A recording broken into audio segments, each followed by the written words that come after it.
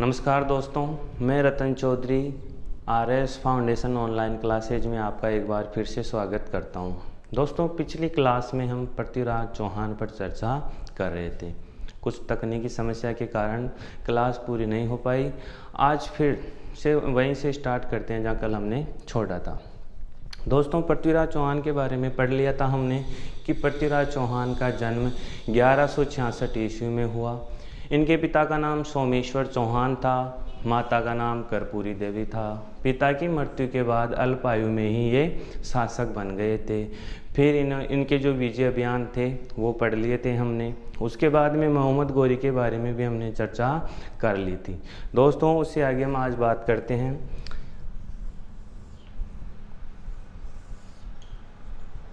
एक जगह है दोस्तों राजस्थान के पास में है गुजरात। जिस समय पृथ्वीराज चौहान दिल्ली और अजमेर के शासक थे। दिल्ली और अजमेर के शासक थे उस समय दोस्तों गुजरात के शासक भीमदेव थे। गुजरात के शासक भीमदेव थे। दोस्तों, पृथ्वीराज चौहान ने आबू की राजकुमारी इच्छिनी देवी से विवाह किया, इच्छिनी देवी से विवाह कर लिया।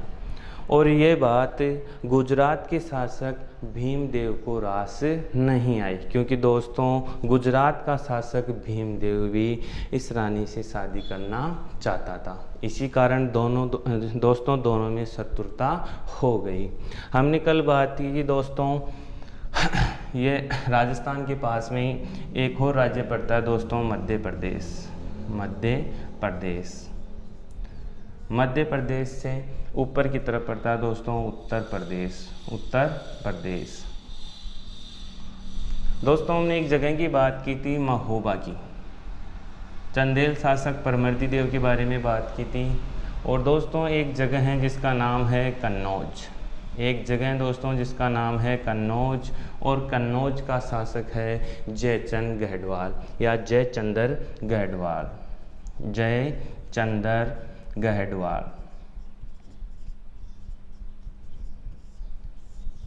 दोस्तों एक शासक है जयचंद्र गहडवाल, कन्नौज का शासक है। दोस्तों इसकी एक पुत्री थी, पुत्री का नाम था संयोगिता। पुत्री का नाम दोस्तों संयोगिता था। पृथ्वीराज चौहान ने इस संयोगिता का अपहरण करके दोस्तों इससे शादी कर ली। इसी बात से कन्नौज का शासक जयचंद्र गढ़वाल भी इसका शत्रु बन जाता है। पृथ्वीराज चौहान का शासक भीमदेव है ही, इसी के साथ जयचंद्र गढ़वाल है। कल हमने बात की थी महोबा राज्य, दोस्तों यह भी इसका विरोधी है। हमने कल बात की थी मोहम्मद गौरी के बारे में। मोहम्मद गौरी भारत की तरफ आक्रमण कर रहा था। सबसे पहले 1175 ईस्वी में इसने मुल्तान पर आक्रमण किया। मुल्तान के बाद में दोस्तों इसने गुजरात पर आक्रमण किया। गुजरात के बाद सियालकोट, लाहौर पर आक्रमण करते हुए भारत की तरफ आगे बढ़ रहा था। दोस्तों जब गुजरात पर आक्रमण किया मोहम्मद गौरी ने, तो पृथ्वीराज चौहान ने गुजरात के शासक की कोई सहायता नहीं की। तो दोस्तों हम अंदाज़ा लगा सकते हैं कि पृथ्वीराज चौहान के चारों ओर जो भी शासक हैं वो इनके शत्रु हैं, क्योंकि इन्होंने इनके साथ शत्रुता मोल ले रखी थी। आने वाले समय में जब कभी भी पृथ्वीराज चौहान पर कोई आक्रमण होता है तो हमें इस बात का अंदाज़ा लगा लेना चाहिए कि पड़ोसी राज्य भी इनकी सहायता नहीं करेंगे। इससे आगे दोस्तों हम देखते हैं पृथ्वीराज चौहान और मोहम्मद गौरी के बीच में संघर्ष। कल हमने बात की थी पृथ्वीराज चौहान और मोहम्मद गौरी के बीच में कई बार झड़पें हुई, कई बार इनके बीच में झड़प हुई, लेकिन कोई निर्णायक युद्ध नहीं हुआ। हम उन्हीं दो निर्णायक युद्धों के बारे में पढ़ेंगे जो इनके जीवन में दो महत्वपूर्ण युद्ध हुए। दोस्तों पृथ्वीराज चौहान का एक दरबारी कवि था जिसका नाम था चंदर बरदाई। दोस्तों पृथ्वीराज चौहान का एक दरबारी कवि था जिसका नाम था चंदर बरदाई, और इस चंदर बरदाई का एक ग्रंथ है पृथ्वीराज रासो।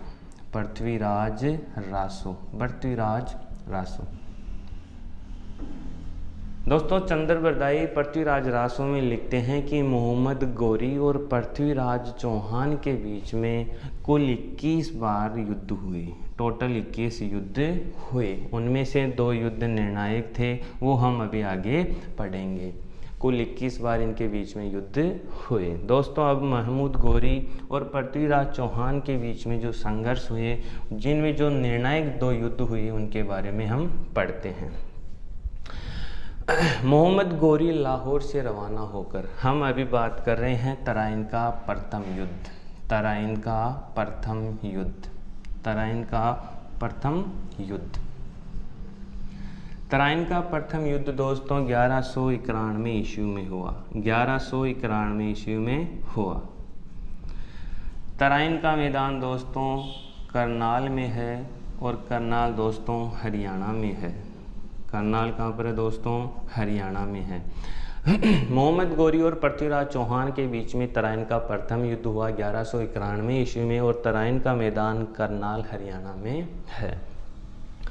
तो दोस्तों लाहौर से मोहम्मद गौरी रवाना होकर, लाहौर से मोहम्मद गौरी रवाना होकर तबर हिंद पर पहुंच जाता है। तबर हिंद पर पहुंच जाता है। तबर हिंद से आगे दोस्तों ये तराइन के मैदान में आ जाता है।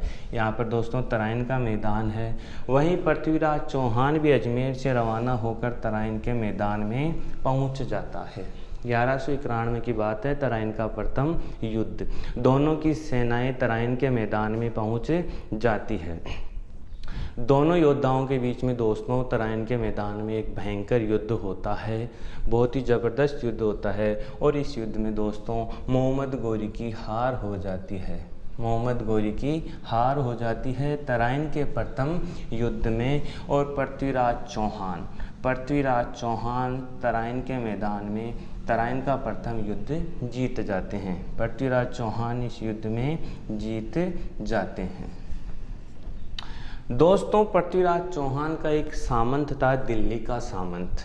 कहाँ का सामंत था दोस्तों? दिल्ली का सामंत था। इस सामंत का नाम दोस्तों गोविंदराज था। सामंत का नाम दोस्तों गोविंदराज था। गोविंदराज था। तराइन के युद्ध में ये गोविंदराज भी पृथ्वीराज चौहान के साथ था। इस गोविंदराज की बर्छी के वार से ही महमूद गौरी घायल हो जाता है और तराइन का मैदान छोड़कर दोस्तों यहाँ से ये गजनी भाग जाता है। मोहम्मद गौरी दोस्तों गजनी भाग जाता है। पृथ्वीराज चौहान की सेना ने मोहम्मद गौरी का पीछा तो किया, लेकिन तबर हिंद तक इसका पीछा किया, इसके आगे उसका पीछा नहीं किया। तबर हिंद को अपने अधिकार में ले लेता है। इसके बाद में दोस्तों हम बात करेंगे तराइन का दूसरा युद्ध। तराइन का दूसरा युद्ध, तराइन का द्वितीय युद्ध। तराइन का द्वितीय युद्ध दोस्तों ये युद्ध होता है 1192 ईस्वी में। द्वितीय युद्ध, तराइन का द्वितीय युद्ध दोस्तों ये हुआ 1192 ईस्वी में। तराइन का दूसरा युद्ध, पहले युद्ध की हार के बाद मोहम्मद गौरी दोबारा तराइन का युद्ध करता है पृथ्वीराज चौहान के साथ। और दोस्तों ये होता है 1192 ईस्वी में। दोस्तों पृथ्वीराज चौहान गजनी से तराइन के मैदान में आ जाता है। हम बात कर रहे हैं तराइन का द्वितीय युद्ध। गजनी से प्रारंभ होकर दोस्तों यहाँ पर आ जाता है। पृथ्वीराज चौहान भी तराइन के मैदान में दोबारा 1192 में पहुँच जाते हैं। दोस्तों दोनों की सेनाएं तराइन के मैदान में आ जाती है। दोनों की सेनाएं तराइन के मैदान में आ जाती है। ये गौरी की सेना है दोस्तों, ये पृथ्वीराज की सेना है। जैसे ही गौरी और पृथ्वीराज चौहान की सेनाएं आमने सामने आ जाती है तो इस बार मोहम्मद गौरी एक षड्यंत्र का सहारा लेता है, एक चाल खेलता है पृथ्वीराज चौहान के साथ। पृथ्वीराज चौहान को एक संदेशा भिजवाता है कि मैं आपके साथ युद्ध करने के लिए नहीं आया हूँ, बल्कि मैं आपसे संधि करने के लिए आया हूँ। मैं आपसे वार्ता करूँगा संधि के बारे में।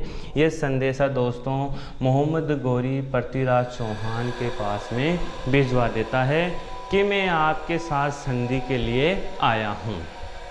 दोस्तों जैसे ही पृथ्वीराज चौहान की सेना को ये पता चलता है कि ये युद्ध होने वाला नहीं है, हमारे साथ संधि के लिए आया है और संधि प्रस्ताव मोहम्मद गोरी ने भेजा है, ये बात सुनकर चौहान की सेना आमोद प्रमोद में डूब जाती है। आमोद प्रमोद में पृथ्वीराज चौहान की सेना डूब जाती है और तराइन के मैदान में जगह जगह बिखर जाती है। दोस्तों 4-5 दिन हो गए, नहीं तो उधर से कोई संधि की बातें आती है और ये लोग भी निश्चिंत हो जाते हैं कि अब युद्ध नहीं होगा। मोहम्मद गोरी छोटे मोटे पत्थर बेचता रहता मैदान में ही पृथ्वीराज चौहान को वार्ता के लिए, और दिन भर दोस्तों दोनों की सेनाएं यही मैदान में डटती रही। एक रात की बात है दोस्तों, एक रात की बात है, मोहम्मद गोरी की सेना ने पृथ्वीराज चौहान की सेना पर रात में ही आक्रमण कर दिया। रात में ही आक्रमण कर दिया जब पृथ्वीराज चौहान की सेना आराम से सो रही थी। जब अचानक इन पर हमला होता है दोस्तों, तो पृथ्वीराज चौहान की सेना हक्का बक्का रह जाती है। कुछ सैनिक भाग जाते हैं, कुछ मारे जाते हैं, कुछ वीर लड़ते लड़ते शहीद हो जाते हैं।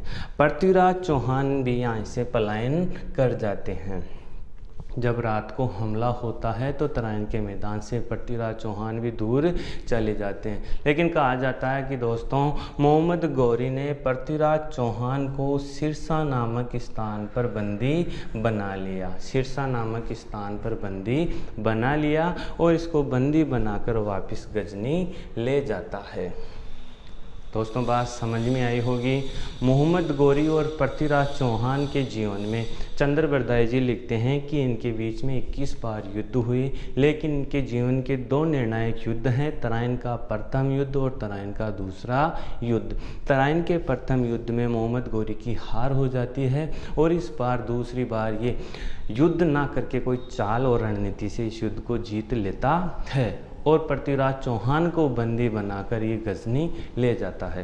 कहा जाता है कि दोस्तों जब इनको ले जाया जा रहा था तो इनके दरबारी कवि चंद्र बरदाई भी इनके साथ गजनी गए थे। दोस्तों वाकई की बात हम बात करते हैं कि गजनी इनको ले जाया जाता है। फिर दोस्तों कहा जाता है कि गजनी ले जाकर पृथ्वीराज चौहान को अंधा कर दिया जाता है और पृथ्वीराज चौहान ने शब्द वेदी बाण से मोहम्मद गोरी की हत्या कर दी। कुछ इतिहासकार ये बात भी बोलते हैं कि मोहम्मद गोरी की हत्या नहीं हुई थी। पृथ्वीराज चौहान दोबारा से अजमेर के शासक बने थे, लेकिन मोहम्मद गोरी के सामंत के रूप में इन्होंने कार्य किया था। कुछ इतिहासकार बोलते हैं कि शब्द वेदी बाण से पृथ्वीराज चौहान ने मोहम्मद गोरी की हत्या कर दी। दोस्तों इसके आगे बात करते हैं हम, उससे पहले एक बार हम इसको दोनों युद्धों को रिवाइज कर लेते हैं। एक व्यक्ति है दोस्तों जिसका नाम है मोहम्मद गोरी, गजनी का शासक है, महत्वाकांक्षी वाला शासक था, साम्राज्य विस्तार वाले नीति वाला व्यक्ति था। तो भारत की तरफ दोस्तों आक्रमण करता है और इसने भारत पर कई आक्रमण किए। इनके प्रमुख आक्रमण हैं गुजरात पर, मुल्तान पर, लाहौर पर, सियालकोट पर और पृथ्वीराज चौहान के साथ 2 तराइन के युद्ध इनके प्रमुख आक्रमण हैं। कहा जाता है कि दोस्तों पृथ्वीराज चौहान को गजनी ले जाया जाता है और वहाँ पर इसको अंधा कर दिया जाता है। पृथ्वीराज चौहान को अंधा कर दिया जाता है। पृथ्वीराज चौहान को अंधा कर दिया जाता है। पृथ्वीराज चौहान को अंधा कर दिया जाता है। किसके द्वारा दोस्तों? मोहम्मद गोरी के द्वारा अंधा कर दिया जाता है। और यह भी कहा जाता है कि अंधा होने के बाद में पृथ्वीराज चौहान ने शब्द वेदी बाण से मोहम्मद गोरी की हत्या कर दी। और जो ये शब्द बोले थे शब्द वेदी बाण वाले, ये इन्हीं के दरबारी कवि चंद्र बरदाई ने बोले थे। उन्हीं की सहायता से सिंहासन पर बैठे मोहम्मद गोरी की हत्या कर देते हैं। इसके आगे दोस्तों हम बात करते हैं संयोगिता की। दोस्तों हम संयोगिता की भी बात करेंगे क्योंकि आपके लेसन में संयोगिता का भी वर्णन है।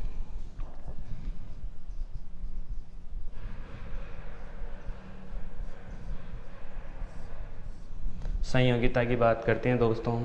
संयोगिता के पिता का नाम, दोस्तों संयोगिता के पिता का नाम था जयचंद्र गढ़वाल।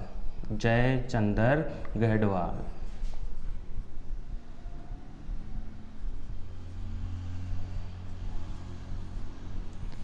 दोस्तों जो जयचंद्र गढ़वाल था वो कन्नौज का शासक था। कहाँ का शासक था दोस्तों? कन्नौज का शासक। कन्नौज दोस्तों वर्तमान में उत्तर प्रदेश में है। कहाँ पर है दोस्तों? उत्तर प्रदेश में है। कहा जाता है कि जयचंद्र गढ़वाल और पृथ्वीराज चौहान के संबंध शुरू से ही खराब थे। जयचंद्र गढ़वाल और पृथ्वीराज चौहान के संबंध शुरू से ही खराब थे।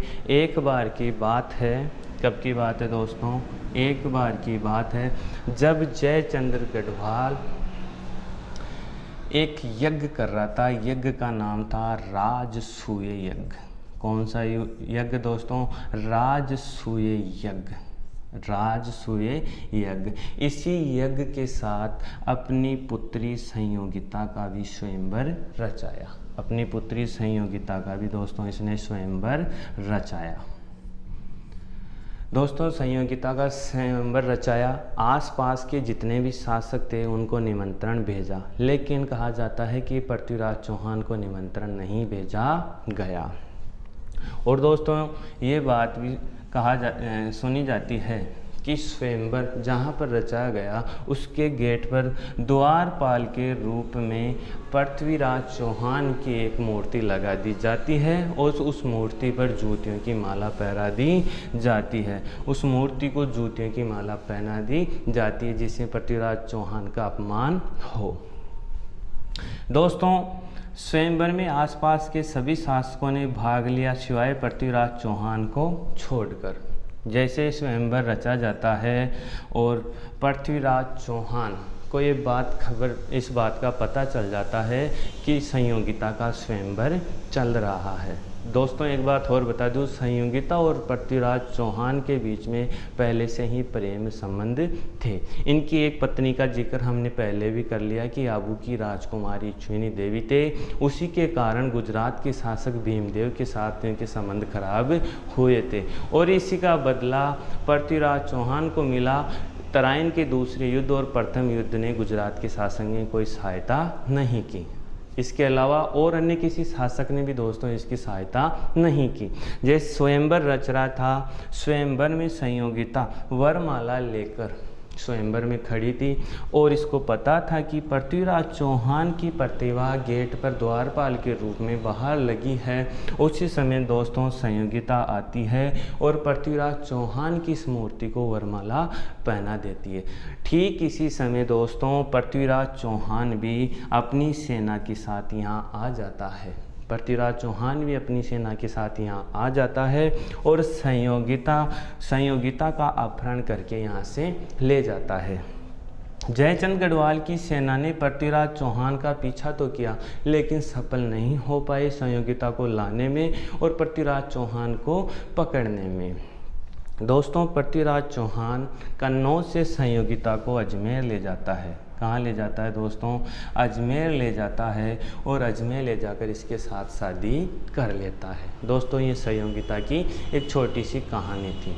अब दोस्तों हम बात करते हैं कि पृथ्वीराज चौहान के हारने के प्रमुख कारण क्या थे।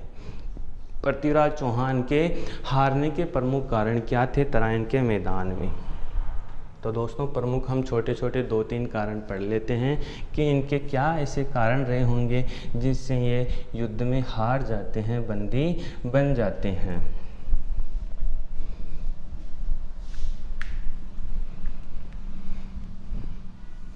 दोस्तों पृथ्वीराज चौहान एक अच्छा वीर योद्धा था लेकिन एक अच्छा दूरदर्शिता वाला और कूटनीतिक वाला शासक नहीं था। ये आगे की बात को अच्छी तरह से भाप नहीं सकता था, इसी का हर्जाना इनको भुगतना पड़ा। दोस्तों बात ये हुई कि जब ये 1177 ईस्वी में शासक बने। कब की बात है दोस्तों? 1177 ईस्वी में जब ये शासक बने। शासक बनते ही दोस्तों इसने अपने आसपास के क्षेत्र को सुरक्षित तो किया, लेकिन अपने आसपास पड़ोसी वाले शासकों के साथ दुश्मनी मोल ले ली। दोस्तों गुजरात की अभी मैंने बात ही की थी। गुजरात के शासक भीमदेव के साथ, किसके साथ दोस्तों? भीमदेव के साथ इनके संबंध अच्छे नहीं थे। कारण वही था इच्छुनी देवी को लेकर। दोस्तों दूसरा जो शासक है कन्नौज का शासक। कहाँ का शासक दोस्तों? कन्नौज का शासक, जिसका नाम था जयचंद गढ़वाल या जयचंद्र गढ़वाल। जयचंद्र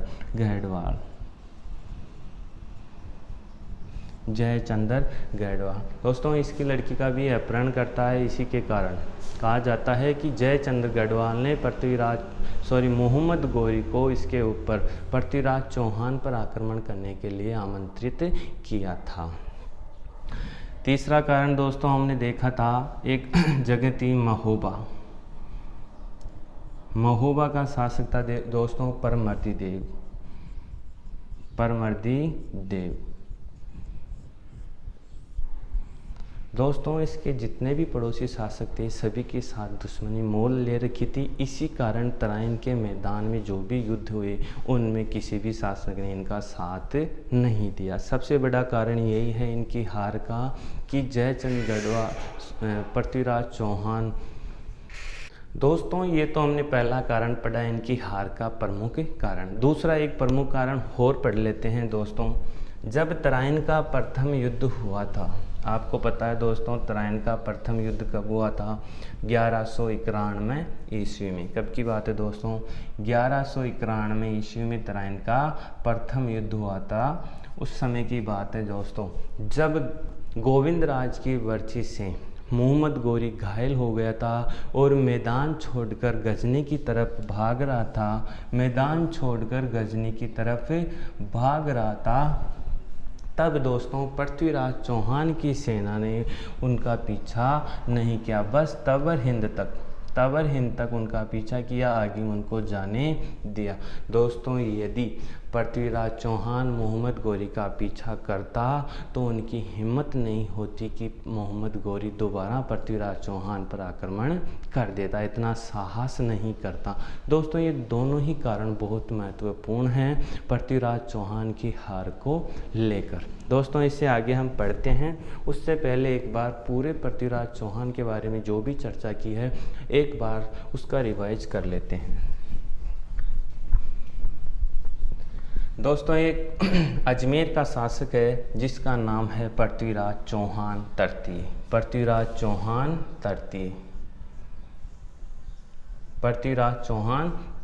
दोस्तों पृथ्वीराज चौहान तृतीय की दो उपाधियां हैं, वो भी मैं आपको बता देता हूं। इसकी एक उपाधि है राय पिथौरा।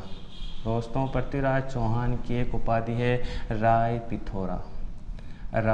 पिथौरा और दोस्तों इसकी दूसरी उपाधि है दल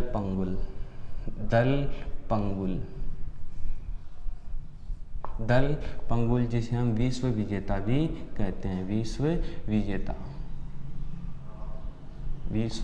विजेता। दोस्तों पृथ्वीराज चौहान की दो उपाधियां हैं राय पिथौरा और दल पंगुल। इनका जन्म दोस्तों 1166 ईस्वी में होता है। 1166 ईस्वी में इनका जन्म होता है और जन्म के कुछ समय बाद इनके पिता सोमेश्वर चौहान की मृत्यु हो जाती है। इसी कारण अल्प आयु में 11 वर्ष की आयु में दोस्तों ये शासक बनते हैं 1177 ईस्वी में। 1 वर्ष तक माँ के संरक्षण में रहते हैं। प्रधानमंत्री कदम्बा सेनापति भुवनमल के संरक्षण में रहते हैं। 1 साल बाद में दोस्तों 1178 ईस्वी में ये राजपाट स्वयं संभालने लग जाते हैं। अच्छे पदों पर अपने जो विश्वसनीय लोग थे उनकी नियुक्ति करने लग जाते हैं। फिर दोस्तों शासक जैसे ही स्वयं के साथ ये युद्ध प्रारंभ कर देते हैं। सबसे पहले दोस्तों इसने अपने ही चाचा अपार गांगे के साथ युद्ध किया और इन्हीं अपार गांगे का एक भाई था नागा अर्जुन। दोस्तों क्या नाम था? नागा अर्जुन। दोनों का दमन किया। इसके बाद में दोस्तों एक जाति है जिसका नाम है भंडानक जाति, एक उपद्रव वाली जाति थी। ये सिरसा के आसपास वाले क्षेत्रों में रहती थी। इसके बाद में दोस्तों इसने महोबा के शासक परमर्दी देव के साथ भी युद्ध किया। उसके बाद में दोस्तों इसने गुजरात के शासक, किसके साथ दोस्तों, गुजरात के शासक भीमदेव के साथ भी थोड़ी सी झपट की, जिससे ये भी नाराज थे। दोस्तों ये पृथ्वीराज चौहान के बारे में छोटी सी बातें थी। आशा करता हूँ कि आपको अच्छा लगा होगा, अच्छे तरीके से समझ में भी आया होगा। मिलेंगे दोस्तों अगली बार एक अच्छे नए टॉपिक के साथ। जय हिंद, जय Bharat. Good morning all of you student. सभी को मालूम है राजस्थान सीनियर फाउंडेशन की यूट्यूब क्लासेज चल रही है, जूम पे भी हमारी क्लासेज चल रही है। जिन बच्चों को क्लासें लेनी है जूम ऐप पे, वो कॉन्टैक्ट नंबर पे कॉन्टैक्ट कर सकता है, विद्यालय में आके कॉन्टैक्ट कर सकता है। और राजस्थान जो फाउंडेशन की यूट्यूब क्लासेज चल रही है उनको ज़्यादा से ज़्यादा लाइक, सब्सक्राइब और शेयर करें। जय जय राजस्थान, जय जय राजस्थान।